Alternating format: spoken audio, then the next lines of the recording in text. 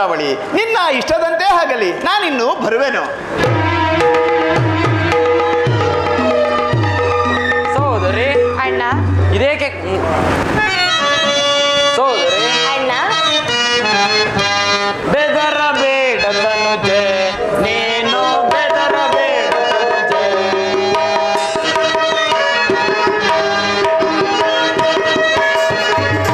ಬೆದರಬೇಡ ತನುಜೆ, ನೀನು ಬೆದರಬೇಡ ತನುಜೆ.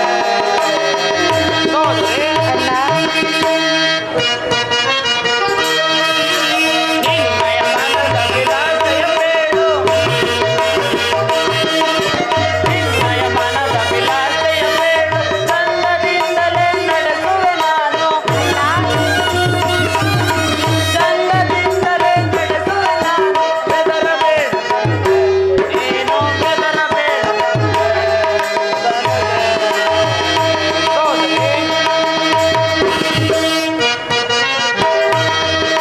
ಸಲವ ಮಾಡದೆ ಮನದಳು ಆಸೆಯು, ಸಲವ ಮಾಡದೆ ಮನದಳು ತಿಳಿಯಿಸು ಮೊದಲೇ ನಡೆಸುವೆ ನಾನು, ತಿಳಿಯಿಸು ಮೊದಲೇ ನಡೆಸುವೆ ನಾನು. ಬೆದರಬೇಡ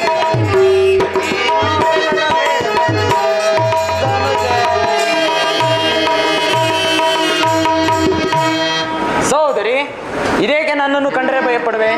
ಬಾ ಸಹೋದರಿ, ನಿನ್ನನ್ನು ಚುಚ್ಚಾಕರಿಸಿ ಮಾತನಾಡಿಸಿದ್ದು ನನ್ನದು ಅಪರಾಧವಾಯಿತು.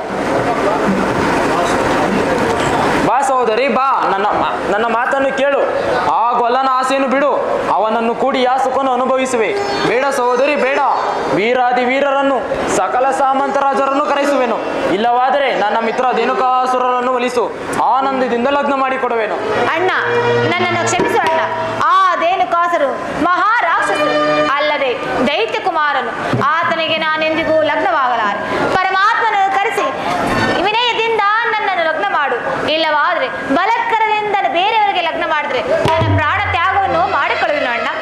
ಎಲ್ಲ ವಂಚಕಿ, ಮುಚ್ಚು ಬಾಯಿ. ಸಮ್ಮರಿಸುವೆದರೊಳ ನಿನ್ನಯ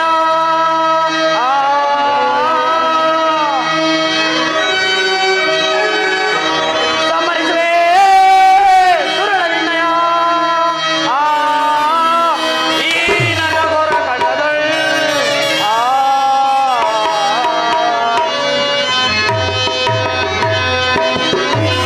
ಕುಲಘಾತಗಳ ಚಲವ ಮಾಡುವೆಯ,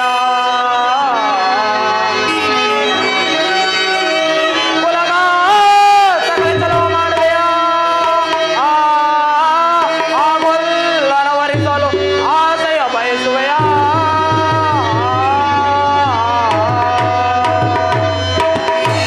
ಎಲ್ಲ ವಂಚಕೆ, ಅಣ್ಣನಾದ ನನ್ನ ಮಾತನ್ನು ತಿರಸ್ಕರಿಸಿ ಆ ಗೊಲ್ಲನನ್ನು ವರಿಸುವೆ ಎಂದು ಹೇಳುವೆಯಾ?